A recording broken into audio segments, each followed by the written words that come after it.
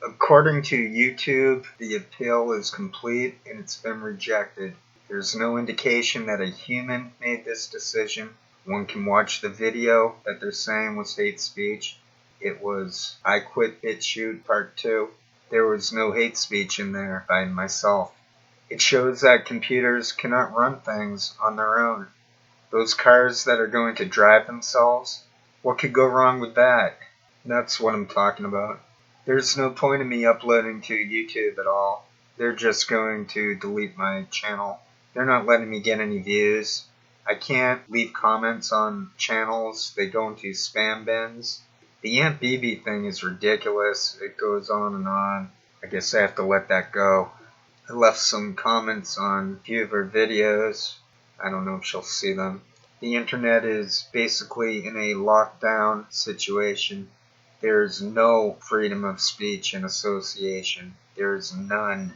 We're going to switch gears in this presentation and try to go into a new direction. There was a fake Krishnamurti. There's some guy who had different first name. He went by the initials UG. The real Krishnamurti grew old very gracefully. He's a great person. He seemed to definitely love his fellow humans. This UG Krishnamurti was basically a charlatan. I've tried to give him every benefit of the doubt. What he basically did was copy the Krishnamurti. He took it to an extreme level of nihilism. He was a nasty individual. What cemented my conclusion on this guy as a fake is an interview that was done when he seemed to be very old. One could see his true colors. I'll show that. One can see that he was bitter. There was nothing of value to the man. Talking about dreams. Dreams. Go to a psychiatrist, the bastard will try to interpret dreams and talk about all the shit. But it's natural to dream. It is Everyone not natural. dreams. You are dreaming right now. Are you At not? this moment. Do you know that? Are you not dreaming? No, never in my life. Never. All the psychiatrists dropped dead, those scoundrels. You know, as a student of psychology in 1940, I said in my psychology class, Freud is the stupidest fraud of the 20th century. He falsified all the case histories, that scoundrel.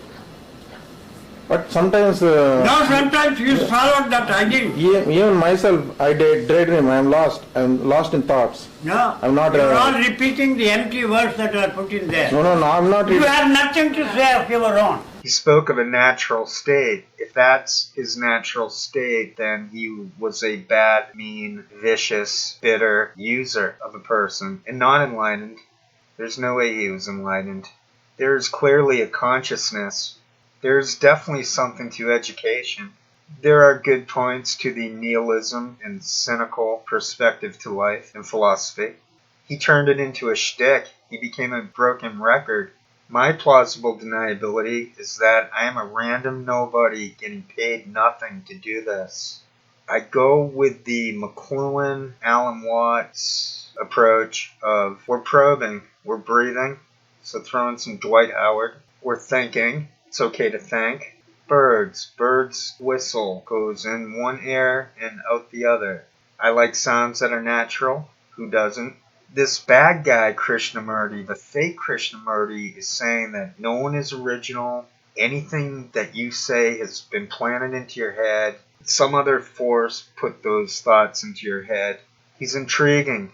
He makes a lot of sense. So does Joe Rogan. So does Jimmy Dore. So does Donald Trump. So does Nancy Pelosi.